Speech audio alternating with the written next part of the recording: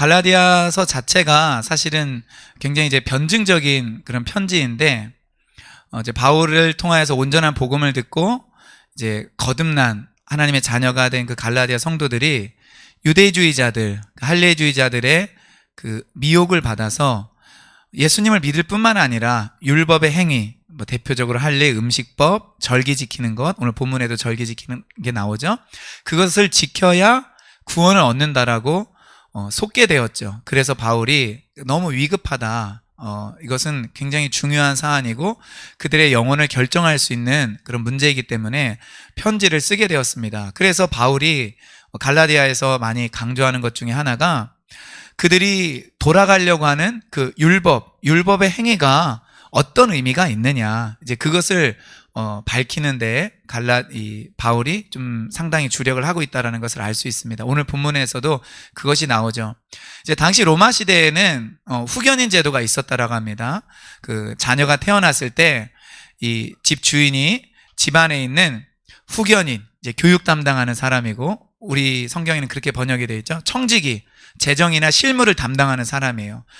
이런 사람들에게 자기의 자녀를 맡겼어요. 그러니까 노예에게 자녀를 맡겨서 때가 될 때까지, 그 아버지가 정한 때까지, 보통 로마 시대 때는 그것이 14세라고 합니다. 이 아버지가 정한 때까지 후견인과 청지기 역할을 하는 노예 아래에서 자녀임에도 불구하고 어떤 권한을 행사하지 못하고 그 노예, 후견인과 청지기의 가르침 아래 얽매여 있었고 갇히게 되었었다라는 것입니다. 그런데 때가 되면 그들이 어떻게 돼요? 전에는 아들이었음에도 불구하고 딸이었음에도 불구하고 실제 그것을 전혀 행사하지 못하고 종처럼 지냈지만 때가 되면은 이제 거기에서 벗어나서 자유인으로서 그들이 독립적으로 참된 자유를 얻어서 결정하고 행동하게 된다. 오늘 이것을 바울이 우리가 읽은 본문 전반부에서 말을 해주고 있는 것입니다. 자, 그런 이 후견인에서 벗어나는 때가 있는 것처럼 하나님의 그 백성들도 율법에서 벗어나는 때가 있고, 이방인들 역시 그들이 섬겼던 우상과 그런 사회와 세상의 문화와 사상에서 벗어날 때가 있다라고 이야기를 하고 있는 것입니다. 그것을 이제 갈라디아서 4장 4절에서 때가 참에 이야기를 하는데, 그 부분을 제가 한 번 더 읽어보죠. 때가 참에 하나님이 그 아들을 보내사 여자에게서 나게 하시고 율법 아래에 나게 하신 것은, 이렇게 되어 있습니다. 때가 찼다라는 것은 이제 예수님이 오시는 그 때가 되었다라는 것이고, 사람들이 예수님이 왔을 때 복음을 들을 만한, 그리고 복음이 전파될 만한 그런 때가 되었다라는 것을 말해주고 있습니다. 그런데 여기에 세 가지 예수님에 관한 특징이 있어요. 첫째는 하나님이 그 아들을 보내셨다라는 것입니다. 즉 예수님은 보냄을 받은 자예요. 받은 자인데, 이제 보냄을 받은 자를 사실은 사도라고 하잖아요. 황제의 명령을 전달하는 사람이 이제 보냄을 받은 자인데, 하나님이 바로 그 아들을 보내셨다라는 것은 그 아들 예수님이 신성을 가진 하나님의 그 미션을 수행할 자로 보냄받았다라는 의미고, 여자에게서 나게 하셨다라는 것은 그 예수 그리스도께서 인성을 가지셨다라는 것을 보여주는 것이고, 이제 율법 아래에 나게 하셨다라는 것은 예수님은 율법 아래에 나셨으니까 어떻게 해야 돼요? 율법을 지켜야 되잖아요. 그런데 예수님은 그 율법을 지키는 과정에서 죄인으로 드러나는 것이 아니라 죄인이 아니라 죄를 짓지 않은 자로 드러나게 되었습니다. 그래서 율법은 모든 사람을 죄인으로 만들지만 단 한 사람 예수님은 그 율법이 거룩하게 만들었다라는 거예요. 이것이 왜 중요하냐면은 하나님이시면서 인간이신 그 예수님께서 죄를 짓지 않으셨기 때문에 죄인들을 위한 제물이 될 만한 자격을 갖추셨다라는 거예요. 그 예수님이 죄인들을 율법의 저주와 그 죄의 얽매임에서 빼낼 수 있는 자격이 있다라는 것을 보여주는 것입니다. 4절이 그런 의미가 있어요. 그래서 5절에 보니까 그렇게 하신 예수님을 통하여서 두 가지가 이루어졌다고 말을 하죠. 첫째는 율법 아래에 있는 자들을 속량한다. 그리고 두 번째는 우리로 아들의 명분을 얻게 하려는 것이다 라고 말을 하고 있습니다. 오늘 설교 제목을 아들의 명분과 아들의 형상이라고 이렇게 잡았는데, 이 아들의 명분에 대해서 좀 생각해 보도록 하겠습니다. 이 헬라어로 보면 아들의 명분이 한 단어로 되어 있습니다. 뭐 아들, 명분 이렇게 여러 단어 돼 있을 것 같은데 한 단어로 되어 있어요. 그리고 그 실제적인 의미, 그 단어적인 의미는 뭐냐면은 아들로 받아들여졌다라는 거예요. 우리 집사님도 이제 아들을 낳으셨고, 우리 권사님도 아들 낳으셨죠. 예. 그리고 뭐 저도 아들을 낳았는데, 경빈이도, 하윤이도, 하민이도 나중에 커서 아들도 낳고 딸도 낳고 그러세요. 네. 근데 여러분, 자녀를 낳은 다음에 자녀로 받아들인다. 우리 그렇게 표현 쓰지 않습니다. 자녀가 태어나면 그 자녀는 그냥 우리 자녀가 되는 거예요. 자녀로 받아들이지 않습니다. 그러니까 이 자녀로 받아들인다는 이 의미는 사실 뭘 보여주는 거예요? 입양을 보여주는 거예요. 입양을 보여주는 단어입니다. 이 단어 자체가. 그래서 로마서에서는 이 똑같은 단어를 뭘로 번역을 했냐면은 양자로 번역을 했고요. 에베소서에서는 양자로 입양되긴 했지만 역시 그것도 아들들이 되는 거고 딸이 되고 자녀가 되는 것이기 때문에 에베소서에서는 그냥 그것을 자녀로 번역을 했어요. 그런데 실제 의미는 아들로 받아들여진다라는 것입니다.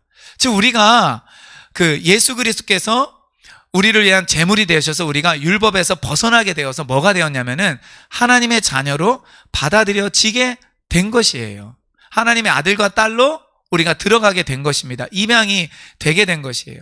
저는 이것이 정말 우리에게 너무나 감사하고 기쁜 소식이에요. 우리 너무나 자연스럽게 이것을 이해하지만 사실은 우리가 양자로서 양녀도 있나요? 하여튼 입양된 자로서 하나님께로 그분의 자녀가 되었다라는 것을 우리가 분명히 기억할 수 있으면 좋겠습니다. 그 바울은 이제 이것을 말한 다음에 그 자녀의 명분, 아들의 명분을 말할 뿐만 아니라 또 하나 중요한 것을 이야기를 합니다. 그것은 바로 뭐냐면은 아들의 본성이에요.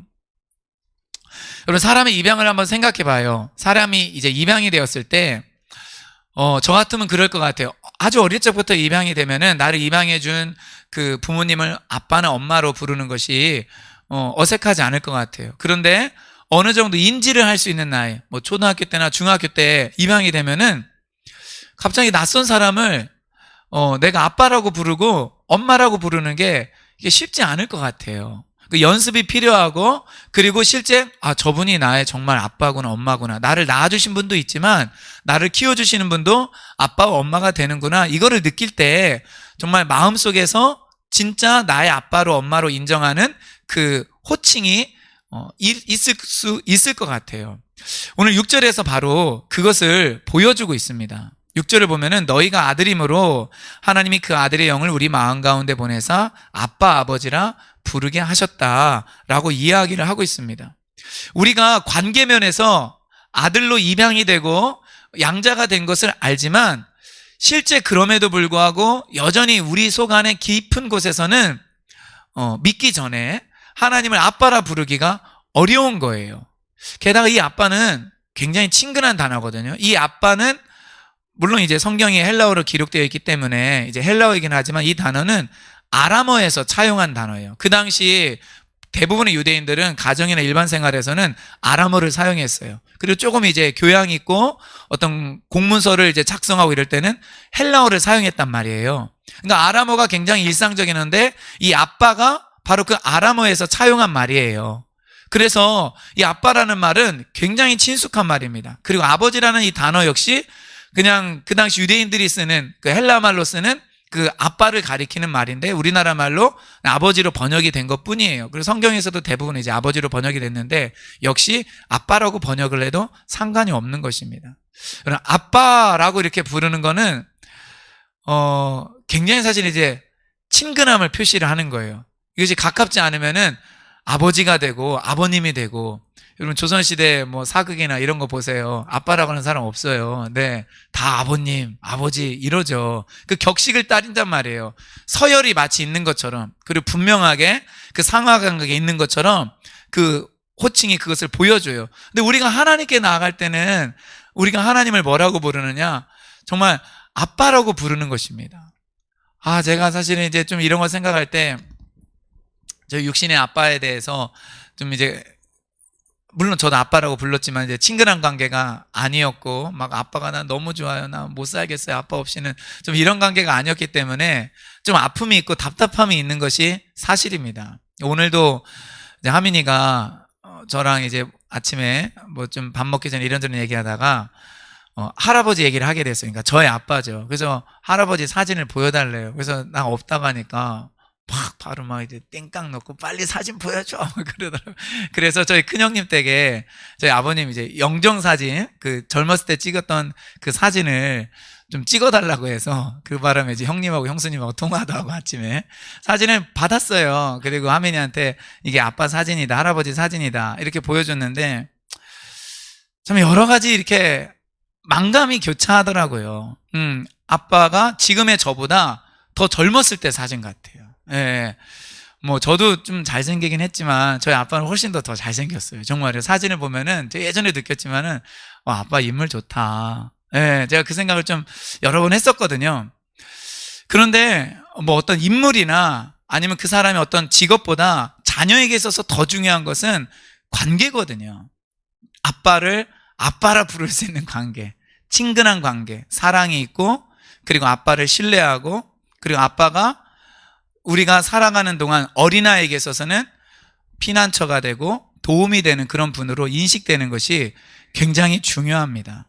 그런데 하나님이 우리에게 그런 분이라는 거예요. 그런데 내가 아들로 받아들여진다라는 그 자체로서는 하나님의 아빠라고 그렇게 인식하고 인정하고 나가기가 쉽지 않은 부분이 있어요. 이거를 도와주시는 분이 바로 누구냐? 성령님이라는 거예요. 그러니까 하나님이 모든 진리를 깨닫고 이제 축도할 때도 늘 저도 이제 그것을 사용하는데 우리와 교제하시고 우리 안에 내주하셔서 우리의 인생길을 인도하시고 진리를 깨닫게 하시고 능력을 주어서 복음을 전하게 하시는 성령님. 제가 축도할 때 이것을 항상 언급을 합니다. 그런데 성령님께서 우리 안에 가장 먼저 행하시는 일, 그리고 가장 중요한 일 중에 하나는 하나님을 아빠라고 부르게 하는 거예요. 그러니까 우리가 아들의 명분을 얻었는데 실제 아들의 본성을 갖도록 하시는 분, 그분이 바로 성령님이라는 거예요. 그래서 성령님이 우리 어디 가운데 있어요? 오늘 성경에 보면 6절에 보면은요, 하나님의 성령을 우리에게 어디에 보내주셨다라고 해요? 예, 우리 마음속에 보내주시는 거예요. 그래서 마음에 말씀하시고 마음을 터치하시고 우리 마음속에서 가르치는 거예요. 그래서 아들의 실제적인 본성이, 자녀의 실제적인 본성이 우리 안에서 생기게 된다라는 것입니다. 즉 성령님께서 이전에 후견인과 청지기가 했던 역할을 우리 마음속에서 하신다라는 거예요. 여러분, 우리는 예수 그리스도 안에서 신분이 바뀌었을 뿐만 아니라 우리가 자녀의 명분을 갖게 되었을 뿐만 아니라 진짜 중요한 것은 그분의 속성이 우리 가운데 생겼다라는 거예요. 성령님으로 말미암아. 그러니까 아들의 속성이, 자녀의 속성이, 딸의 속성이 우리 가운데 생기게 되었다라는 것입니다. 저는 이 사실이 우리 가운데 믿어질 수 있기를 바라요. 믿어지고 우리가 정말로 찬양을 드리고 기도를 하고 성경을 읽을 때 정말이네, 내가 혼자 있는 게 아니구나, 그냥 내가 내 지식, 나의 어떤 경험이나 상식, 그리고 나의 노력을 가지고 하나님을 알아가거나 신앙생활을 하는 것이 아니라 내 안에 계신 성령님이 나를 도와주시는구나, 나에게 감동을 주시고 깨닫게 해주시는구나. 여러분, 이런 우리 마음속에 있는 성령님의 그 하시는 일들을 우리가 경험하실 수 있기를 주님의 이름으로 축원드립니다. 여러분, 그래서 7절이 나오는 거예요. 우리 한번 봅시다. 7절에 그러므로, 일종의 좀 결론적인 말이죠. 1절부터 6절까지 바울이 이야기를 한 다음에 7절에서 결론을 내리고 있습니다. 작은 이 소단락의 결론인데 우리 같이 한번 읽어봐요. 시작.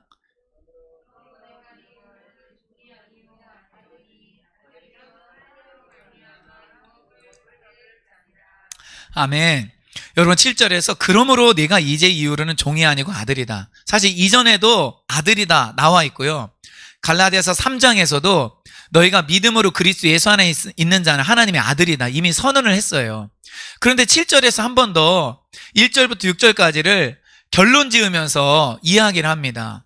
그러니까 아들의 명분을 가진 우리가 아들의 본성을 가질 때, 즉 예수님을 인하여 우리가 하나님의 아들로 받아들여지고 성령님이 우리 안에 들어오셔서 아들의 본성을 갖게 될 때, 그때 진짜서 우리가 비로소 하나님의 아들이 된다라는 것입니다.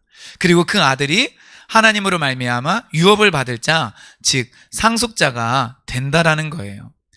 여러분, 이 시편 90편을 읽어보면은 인생이 날아가듯 빨리 지나간다라고 모세가 고백을 하고 있어요. 여러분 생각해 보세요. 인생이 막 평하고 날아가고 있습니다.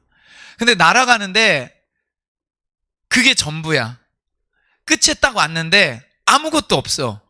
그럼 인생만큼 허무하고 정말 이게 뭐지? 하는 것이 없을 거예요. 근데 우리 그리스도인들은 빨리 날아가는 인생을 정말 빨리 쭉 날아가죠. 그리고 나서 끝에 뭐가 있어요?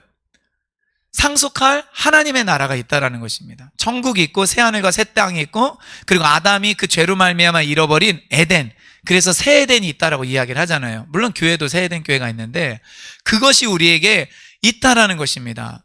여러분, 우리 인생에게 있어서 가장 큰 축복은, 물론 사람마다 어떤 것들을 중요하게 여겨서 강조하느냐 여기에 따라 달라질 수 있지만 저에겐 그래요. 이 땅에서 하나님 나라를 경험하고 영광의 왕이 들어오시는 거 맛보는 것도 너무너무 소중하고, 사랑하는 가족, 사랑하는 지체들 속에서 정말 하나님의 사랑을 경험하는 것도 너무 중요해요. 이거는 정말 우리가 인생에서 놓쳐서는 안 될 것이죠. 그러나 예수 그리스도를 믿음으로 말미암아 우리가 누리게 되는 가장 큰 그 축복은 뭐냐? 그것은 우리가 상속자가 된다라는 것입니다. 그런데 왜 아들이면 상속자다 이렇게 말했을까요? 보통은 여러분들이 아들이면, 자녀이면, 그럼 어떻게 자녀에게 말씀하실 것 같아요? 나중에 제가 저희 큰아이한테 너는 나의 아들이야 그러면서 하는 말이 너는 나의 상속자야. 그러면은 얘는 절망할지 모르겠어요. 남겨줄 게 별로 없어. 그쵸? 우리는 보통 너 나의 자녀야, 그래서 나의 상속자야, 이렇게 잘하지 않습니다. 너는 나의 아들이야. 내가 너 얼마나 사랑하는데, 내가 너를 지금까지 어떤 마음으로 키웠는데, 내가 너를 끝까지 지켜줄 거야. 너와 함께 할 거야. 이렇게 말을 하죠. 그런데 로마서나 갈라디아서를 보면은 너는 나의 자녀야, 그러니까 상속자야, 이렇게 바로 말을 해요. 그거는 이 로마 시대 때 그 문화 때문에 바울이 이것을 강조하고 있는 것입니다. 그러니까 후견인 제도가 있었던 것처럼 이 로마 시대 입양 제도가 있었는데, 입양하는 가장 큰 목적이 뭐냐? 상속권을 주기 위해서요. 상속자로 삼기 위해서요. 그래서 자녀이면, 아들이면 그 자녀가 얻는 가장 큰 권세는 뭐냐? 가장 큰 권리는 뭐냐? 특권은 뭐냐? 은총받음이 뭐냐? 그 상속받는 것입니다. 그 전에도 한번 말씀드린 것 같은데, 제가 우연히 벌써 몇 년 되긴 했는데 이제 밤늦게 영화를 하나 봤는데 제목도 몰라요. 그리고 단편 영화가 아니고 이제 시리즈 드라마 같은 거였는데, 이제 로마의 이제 황제와 관련된 거였는데, 어느 한 황제 옆에 좀 여러 명의 이제 신하가 있었는데 그 중에 가장 총애를 받는 나이가 든 신하가 한 명이 있었어요. 그런데 바로 거기에서 무슨 식을 하냐면은 입양식을 하더라고요. 그 좀 젊은 황제가 나이가 많은 신하를 아들로 입양하는 거예요.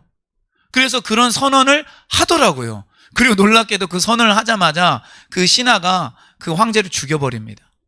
그리고 자기가 바로 그 자리에 앉아서 이제 내가 황제다라고 말을 하는 거예요. 그러니까 아들이 된다라는 것은 그 권세와 권리와 그 모든 재산을 이어받을, 유업을 받을 자격이 있다라는 거거든요. 그러니까 하나님께서 우리에게 진짜 주기를 원하시는 것이 무엇이냐?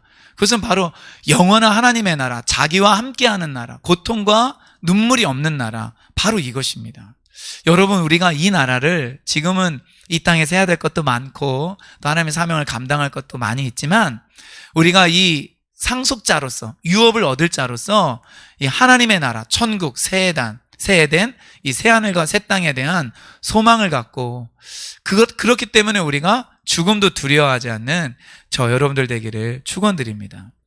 여러분, 그런데 이 갈라디아 성도들이 이 진리 안에서 머무르지 않고 벗어나려고 해요. 그래서 8절부터 보면은 그러나 라고 이야기를 하고 있습니다. 이거 어렵지 않아요. 8절부터 11절까지 갈라디아 성도들이 그 진리를 벗어나려고 하는 거에 대해서 바울이 좀 걱정하고 있습니다. 그런데 9절에 좀 언급하고 있는 것이 굉장히 중요한 것 같아서 좀 구절을 나누려고 해요. 우리 구절을 한 번 더 읽어보겠습니다. 시작. 이제는 너희가 하나님을 알 뿐 아니라 더욱이 하나님이 아신 바 되었거늘 어찌하여 다시 약하고 천박한 초등학문으로 돌아가서 다시 그들에게 종노릇 하려느냐. 아멘. 갈라디아 성도들이 하나님을 알고 있대요. 그리고 하나님께서는 갈라디아 성도들 역시 알고 있다라고 이야기를 하고 있습니다. 이게 바울이 이제 그냥 단순히 어떤 사실을 이제 기록하는 것이 아니고 여기에 사실은 놀라운 진리를 말해주고 있는 거예요. 뭐냐면은, 그러니까 하나님의 자녀로 받아들여지고 성령이 그 속에 들어오니 갈라디아 성도들 안에 실제로 그 하나님과 살아있는 관계가 생겼다라는 거예요. 그러니까 이 안다라는 이 단어 자체가 그냥 단순한 지식적인 알미 아니라 정보를 아는 갖고 있는 그 알미 아닙니다. 많이 들어보셨을 거예요. 관계적인 거다, 인격적인 거다. 그래서 신약 성경에서 보면 이 단어가 맨 처음 쓰인 곳은 마태복음입니다. 마태복음 1장에 보면은 요셉이 마리아와 동침하지 아니하였다 이렇게 이야기를 하는데, 아들을 낳기까지 이 동침하다가 여기 알다라는 단어예요. 그러니까 요셉이 마리아를 예수님을 낳기 전까지 알지 아니하였다. 이게 부부 사이 알미 뭐예요? 이게 이제 잠자리하는 걸 가리키는 거거든요. 그래서 동침하다로 번역을 한 것뿐이에요. 그러니까 이 알다라는 것은 사실은 굉장히 깊은 단어, 그리고 친밀하게 아는 그 단어를 말하는 거예요. 부부 사이에 아는 것, 그리고 친한 친구들끼리 우정을 갖고서 서로에 대해서 깊이 아는 것, 바로 이것이 아는 것이에요. 그런데 갈라디아 성도들이 하나님을 그렇게 알았다라는 것입니다. 그리고 하나님께서도 갈라디아 성도들을 그렇게 안다라는 거예요. 바로 체험적인 그 관계, 체험적인 교제, 그리고 신앙적인 경험적인 그 관계가 이 성도들과 하나님 사이에 이루어졌다라는 것을 의미합니다. 이 단어가 정말 많은 사람들에게 혼동을 주는 인격적인 신앙이다라는 것을 나타내주는 그 단어이며 관계예요. 제가 대학교 들어가서 제 선교단체에서 훈련받고 이럴 때 제가 좀 몇 군데 선교단체를 거쳤거든요. 맨 처음에 이제 내비게이트에서 몇 개월 하고, 그 뒤에는 CCC에서 몇 개월을 하고, 나중에는 이제 ESF라는 곳에 정착을 하게 됐는데, 가는 곳마다 막 인격적인 신앙 이야기하는데, 도대체 인격적인 신앙이 뭔지 잘 모르겠는 거예요. 가르쳐줘도. 그리고 좀 지나보나 생각해 보면은 저에게 가르쳐줬던 그 사람도 잘 모르는 것 같아. 그냥 그 용어를 배워서 말을 할 뿐이지 인격적이라는 걸 잘 몰라요. 그래서 성경을 통해서, 그래도 어떤 경우에는 성경 공부를 하면서 성경에 대한 그 지식이 늘어나는 게 인격적인 건가? 아니면 좀 이제 기도를 할 수 있게 되면 인격적인 건가? 아니면 예배나 어떤 하나님을 찾는 일에 우선순위를 두면은 내가 인격적인 신앙으로 바뀌는 건가? 이런 좀 오해가 있었어요. 근데 인격적이란 건 뭐냐? 바로 오늘 이 구절에 나와 있는 이것이 인격적인 관계인 거예요. 내가 하나님을 알고 하나님도 나를 아는 것. 그래서 교제하고 사귐을 갖고 체험적인 신앙, 경험적인 신앙을 하는 것입니다. 여러분, 우리가 이 신앙생활을 할 수 있기를 바라요. 그래서 내가 감히 하나님 안다, 나 예수님 안다, 그분의 눈물이 뭔지 안다, 정말 그분은 내가 뭐를 할 때 기뻐하는지 안다, 그분은 내가 어떤 일을 할 때 그분이 나를 축복하시는지 나 안다, 내가 성경대로 살 때 하나님께서 어떻게 일하시는지 나 그거 알고 있다, 하나님의 원리와 통치에 대해서 나 알고 있고 나 믿고 있고 신뢰한다, 그리고 항상 그렇게 되어 왔다. 이게 주님을 아는 거예요. 여러분, 내가 아는 사람에 대해서 소개하는 게 어렵나요? 쉽나요?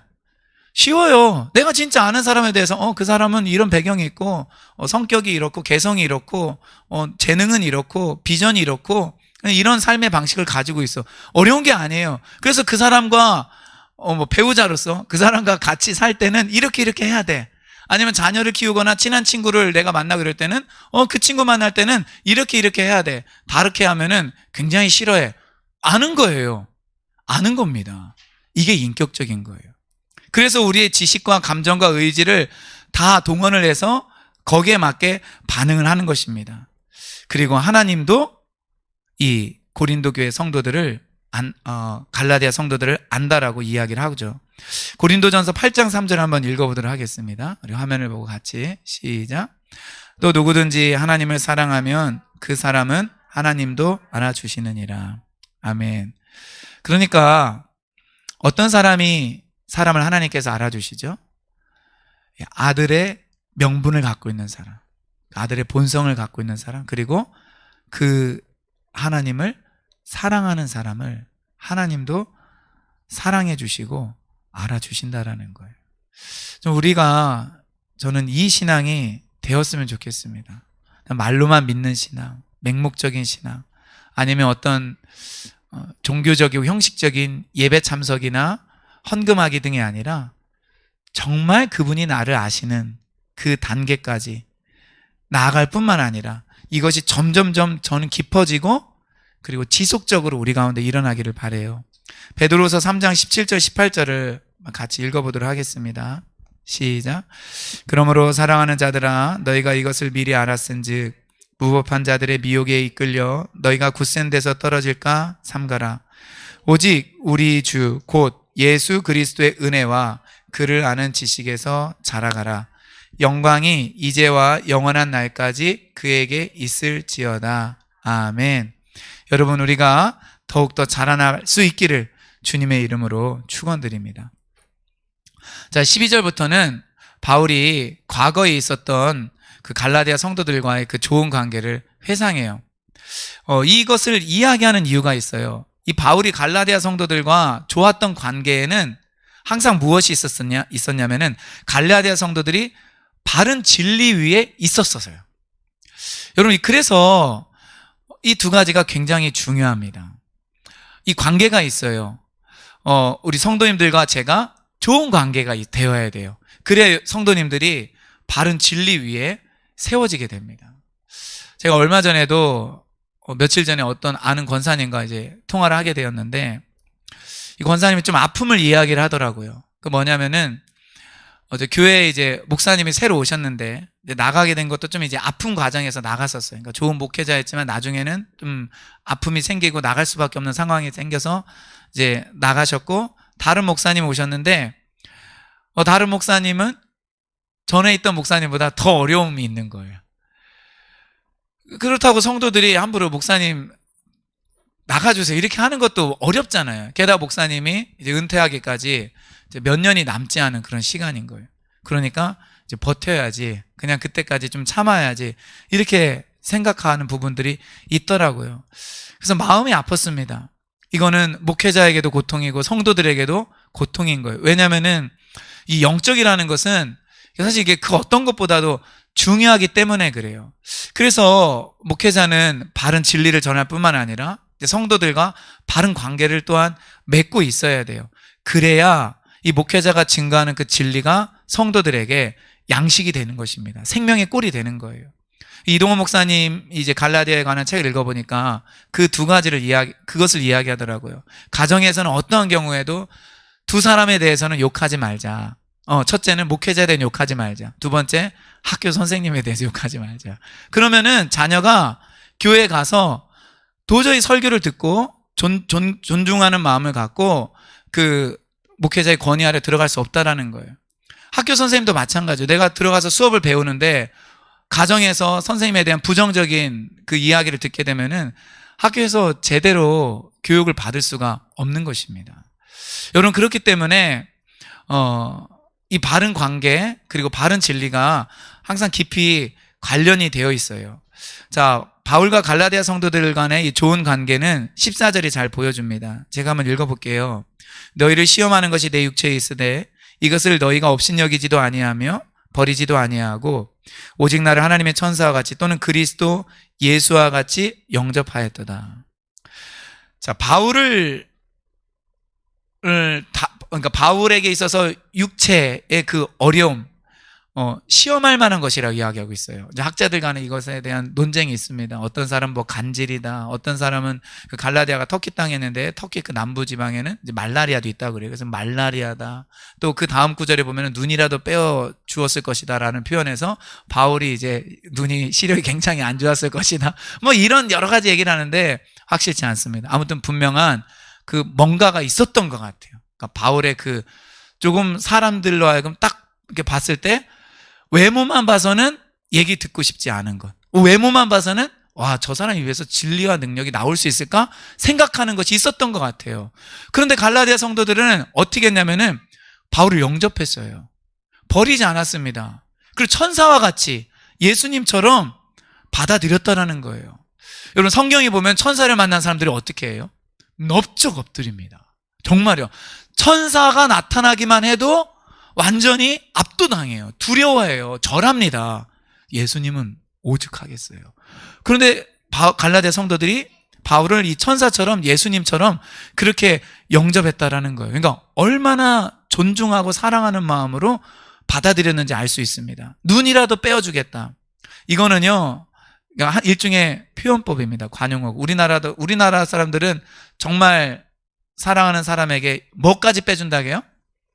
네, 그쵸. 간까지 빼준다라고 하잖아요. 가장 중요한 것을 준다고 그 표현이에요. 그러니까 이것 때문에 바울이 뭐 눈이 어쩌다 안질이다 이렇게 생각할 필요는 없는 것 같아요. 그러니까 그 정도로 갈라디아 성도들은 그 바울에게 가장 좋은 것을 주고자 하는 마음이 있었다라는 것입니다. 그리고 그때 그들은 뭐 했냐? 행복했어요. 말씀 한번 볼까요? 15절에 보니까 너희의 복이 지금 어디 있느냐? 그러니까 너희들은 그때 진짜 행복했었는데 지금은 그 행복이 어디 있느냐라고 이야기를 하고 있는 것입니다. 우리가 교회 안에서 함께 신앙생활을 하기 때문에 하나님을 만나는 기쁨이 있어요. 즐거움이 있고. 그러나 또 하나의 가장 중요한 그 기쁨과 행복은 뭐냐? 저는 이 공동체가 교제할 때 이 좋은 관계 속에서 경험하는 행복이라고 저는 믿어요. 그리고 그것이 우리에게 있어야 됩니다. 교회 가니까 하나님을 만나서 너무 좋을 뿐만 아니라 지체들을 만나는, 목회자들을 만나는, 그리고 성도들을 만나는 그 즐거움이 우리 가운데 넘쳐야 돼요. 그것이 행복입니다. 그리고 그래서 서로를 봤을 때 서로를 영접해 줘야 돼요. 아, 오셨어요.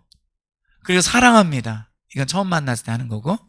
그 뒤에 계속 관계를 맺고 교제를 할 때 진정한 리셉션이 우리 가운데 필요할 줄 믿습니다. 저는 우리 교회 성도님들이 저와의 관계도 그렇고 서로서로의 관계에 있어서도 이것이 일어날 수 있기를 바라요. 우리 그런 의미에서 우리 주변에 있는 분 한번 바라보면서 그렇게 한번 사랑의 말, 환영의 말 했으면 좋겠습니다. 당신 때문에 행복합니다. 그러면 그렇게 말해 줍시다. 네.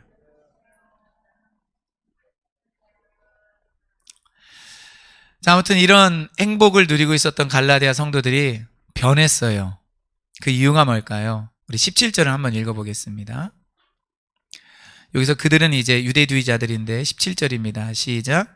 그들이 너희에게 대하여 열심내는 것은 좋은 뜻이 아니요 오직 너희를 이간시켜 너희로 그들에게 대하여 열심을 내게 하려 함이라. 유대주의자들이 열심을 내요. 근데 바울이 그 정체를 밝히고 있어요. 열심내는 그 이유, 그것은 이간질시키는 것이다. 분리시키는 거다. 떼어내는 것이다. 누구로부터요? 바울로부터. 그리고 바울이 전한 진리로부터 떼어내는 것이다. 그리고 또 하나의 목적은 바로 그 유대주의자들에 대하여 열심을 내도록 하기 위함이다. 즉 자기 사람 만들려는 거예요. 자기를 추종하는 자들로 만들려고 하는 것입니다. 그래서 이런 잘못된 동기를 바울이 이야기를 해주고 있어요. 우리는 이 부분을 조금 읽으면서 좀 동기에 대해서 생각해 볼 필요가 있어요. 뭐냐면은 내가 뭐에 열심 내는가? 그리고 나는 왜 열심을 내는가? 진짜 그 속에 있는 나의 동기는 무엇인가? 우리가 이것을 생각해 봐야 된다라는 것입니다. 이 유대주의자들의 동기는 사람에게 열심 내도록 하는 거였어요. 근데 바울의 그 동기는 뭐예요? 우리 그 다음 구절 한번 우리 찾아보도록 할까요? 19절을 한번 읽어보도록 하겠습니다. 시작. 나의 자녀들아, 너희 속에 그리스도의 형상을 이루기까지 다시 너희를 위하여 해산하는 수고를 하노니. 유대주의자들은 사람에 대해 열심내도록 하는 거였지만 바울은 그리스도의 형상을 이루도록 하는 것이 사역의 동기였어요. 목적이었어요. 이게 다른 거예요. 제가 말씀을 좀 준비하면서 이거는 좀 설교할 부분이 아니라 내가 좀 잠시 멈추어서 내 자신에 대해서 좀 생각해야 될 부분이다 라고 여겨졌어요. 나는 왜 성도들에게 열심내는가? 물론 열심히 있는가도 점검해 봐야 되지만 나는 왜 기도하는가? 나는 왜 영광의 문교회에 대한 그 비전이 있는가? 왜 부흥에 대한 갈망이 있는가? 그 진짜 동기가 뭔가? 좀 이 부분을 생각하지 않을 수가 없었어요. 나는 왜 전화하는가? 나는 왜 신방하는가? 나는 왜 사람들에게 때로 권면의 말도 하는가? 나는 왜 설교를 하는가? 나는 성도들을 이용하는 목사인가? 아니면 성도들을 위한 목사인가? 성도들을 인간적인 것으로 붙들려고 하는가? 아니면 진리의 말씀으로 세우는가? 나의 동기는 깨끗하며 하나님 보시기에 정직한가? 좀 이런 부분들을 좀 고민하게 되었습니다. 여러분, 사람은 거의 대부분 여기 유대주의자들처럼 자기에게 열심 내려고 하는 그 그릇된 동기가 거의 다 있어요. 그 속에. 그것이 드러나지 않았을 뿐이지, 우리 이제 가르치고 아이들을 이제 돌보는 우리 분들도 계신데, 내가 가르치고 섬기는 아이들이 나를 잘 따르면 좋죠. 그렇지 않나요? 나에게 열심 내면 그것만큼 좋은 게 어디 있습니까? 서포트 해주고 사랑한다고 말해주고. 우리 권사님도 이제 아이가 막 와서 착착 안기고 뭐 그럴 텐데, 이렇게 나에게 열심 내면 좋죠. 그게 사실은 우리의 보람 아닙니까?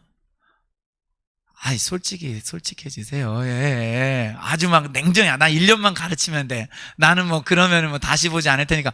이런 건 아니죠. 1년을 가르치더라도 그 아이가 정말 나를 따라주고, 물론 뭐 말썽 안 피우고 속 안 썩이는 것도 좋지만 정말 나를 잘 따라주고 도와주고 그러면 좋잖아요. 근데 자칫하면 목회자에게서는 특히 더 그런 것 같아요. 목회자는 우리 성도님들이 1, 2년 보고 안 볼 분들은 아니잖아요. 10년, 20년, 30년 계속 이렇게 갈 수도 있는데, 사람들이 자기에게 열심 내주기를 바라는 마음이 있어요. 그리고 자기에게 충성하기를 바라는 마음, 그 목회자의 말을 절대적으로 잘 들어주기를 바라는 그 마음이 있을 수가 있어요. 저는 이 마음이 정말 얼마나 내려놓기 어려운 마음인가, 그리고 그 속에 숨어있는 잘못된 마음인가 좀 생각을 해보게 됩니다. 자유하기는 쉽지 않겠죠. 근데 내가 정말 열심 내는 동기는 무엇인가를 점검할 때 이 부분이 필요한 것 같아요. 저는 우리의 동기도 이런 면에서 살펴봤으면 좋겠어요. 내가 주님을 섬기는 동기, 내가 교회나 직장에서 어떤 일을 하는 동기, 내가 어떤 것을 하고자 하는 진정한 동기, 내가 자녀에 대해서 많은 사랑과 어떤 교육의 그 실제를 제공하는 그 동기는 무엇인가? 우리가 이 부분들을 살펴보기를 바랍니다. 그러면서 바울의 동기를 본받기를 바라요. 여러분, 바울은 앞서 말한 것처럼 예수의 형상이 갈라디아 성도들에게 이루어지기를 바라는 마음으로 사역을 하였습니다. 그리스도의 형상. 그런데 바울에게 있어서는 이것이 그냥 되는 일이 아니었어요. 그래서 바울에게 필요한 것은 대가 지불이었는데 무엇에 지금 비유를 하고 있죠? 해산의 수고, 해산의 진통, 해산의 고통과 견줄 만한 그 어려운 일이라는 것을 바울이 알고 있었어요. 실제로 바울은 갈라디아 지역에서 복음을 전할 때 많은 박해와 반대에 부딪혔어요. 그리고 맞는 일도 많았습니다. 돌에 맞아서 죽었다라고 생각하고 사람들이 에이 죽었네 하고 가버릴 정도였으니까요. 그런 고난 속에서 한 영혼이 예수님을 닮는 사람으로 세워지도록 바울은 노력했던 것입니다. 이것을 이루기 위해서, 이 해산의 수고를 하기 위해서 진짜 필요한 게 뭐예요? 그래서 아비의 마음을 갖는 거예요. 어미의 마음을 갖는 것입니다. 그래야 수고할 수 있어요. 여러분, 진짜 그 헌신과 수고는 사랑이 있을 때 가능한 것입니다. 그래서 바울은 뭐라고 부르죠? 19절에 보니까 나의 자녀들아 이렇게 불러요. 저는 오늘 설교 제목을 아들의 명분, 아들의 형상이라고 했지만 저는 여러분들이 나의 자녀들아 이거 하나 잊어버리지 않으셨으면 좋겠어요. 갈라디아서를 읽어보면은요, 바울이 갈라디아 성도들을 뭐라고 부르냐? 형제들아 이렇게 불러요. 9번이나 나옵니다. 왜 형제들이라고 부르죠? 구분이 없다라는 거예요. 차별이 없다라는 거예요. 난 유대인, 여러분들은 이방인, 그러나 우리는 형제입니다. 나는 사도, 여러분들은 나에 의해서 복음 전파를 받은 자들, 그러나 우리는 형제입니다. 형제라고 부르는 거예요. 그런데 여기서만 딱 한번 나의 자녀들아 이렇게 불러요. 바울보다 나이가 많은 사람들도 있을 거예요. 바울은 그리고 실제 자녀를 낳은 엄마는 아니었어요. 근데 바울은 하나님 아버지의 마음을 갖고 있었어요. 그래서 나의 자녀들아 라고 이야기를 하고 있는 것입니다. 여러분, 우리가 진짜 전도하고 양육하고 사람을 세우기 위해서 필요한 것은 뭐냐?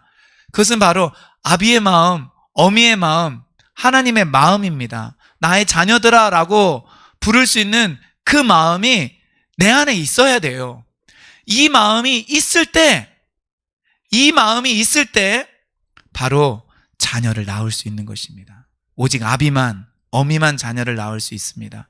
말할 수 없는 해산의 고통을 감당하고자 합니다.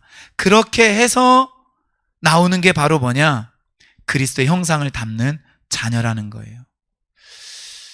우리 고린도전서 4장 15절 말씀을 한번 읽어보겠습니다. 앞에 화면을 보고 시작. 그리스도 안에서 1만 스승이 있으되 아비는 많지 아니하니 그리스도 예수 안에서 내가 복음으로써 너희를 낳았습니다. 아멘. 그럼 이 바울에게 그 영적으로 낳은 자녀가 2명 있다는 걸 우리 알고 있어요. 한 명은 디모데고 한 명은 디도입니다. 그런데 오늘 우리가 읽은 이 갈라디아서와 이 고린도 전서 말씀을 봤을 때 바울은 자기의 영적인 아들 디모데와 디도뿐만 아니라 사실은 모든 성도들에 대하여 아비의 마음을 갖고 복음으로 낳은 그런 사람이라는 것을 우리가 알 수 있습니다. 저는 이 마음 갖는 거 쉽지 않다고 생각해요. 어렵더라고요. 어렵고 너무 많은 사람들이 이 마음을 가지려고 하다가 갖지 못하고 중간에 포기하고 상처받는 건 사실이고 또 목회자들은 더더욱 이 마음을 가져야 되는데 그러지 못하는 경우도 많이 있다는 걸 봅니다. 진짜 우리의 자랑, 우리의 교회의 자랑은 뭘까요? 저는 바로 이 아비의 마음을 가진 목회자, 아비의 마음을 가진 성도들이 많아지는 것. 저는 이것이 진짜 우리 교회의 자랑 되기를 바라고요. 그리고 또 하나 우리 교회의 자랑은 예수님의 형상을 닮은 사람들이 많아지는 것. 바로 그리스도의 형상을 담는 것입니다. 아들의 명분을 얻고 아들의 본성을 얻었다면 실제적으로 아들의 형상을 우리가 이루어가야 된다라는 것입니다. 로마서 8장 29절 말씀을 한번 읽어보겠습니다. 하나님이 미리 아신 자들을 또한 그 아들의 형상을 본받게 하기 위하여 미리 정하셨으니 이는 그로 많은 형제 중에서 맏아들이 되게 하려 하심이라. 고린도후서 말씀 읽습니다. 우리가 다 수건을 벗은 얼굴로 거울을 보는 것 같이 주의 영광을 보매 그와 같은 형상으로 변화하여 영광에서 영광에 이르니 곧 주의 영으로 말미암음이니라. 아멘. 여러분, 우리가 우리 자신에 대해서 이 땅에서 가장 신경을 쓰고 추구해야 될 것은 아들의 형상을 담는 것. 그리고 다른 사람에 대하여 우리가 추구해야 될 가장 존귀한 것은 아비의 마음을 갖고 복음을 전하여 그 사람이 구원받도록 하는 것. 그러니까 우리의 그 신분에 있어서는 아들의 형상을 담는 것. 우리의 사명에 있어서는 사실은 복음을 전하여 아들의 형상으로 만드는 것. 여러분, 이 2가지를 우리가 잊지 않기를 주님의 이름으로 축원드립니다. 여러분, 아들의 명분을 얻고 아들의 본성을 갖고 아들의 형상을 실제적으로 이루어가는 저 여러분들 되기를 주의 이름으로 축복합니다. 아멘. 우리 기도합시다.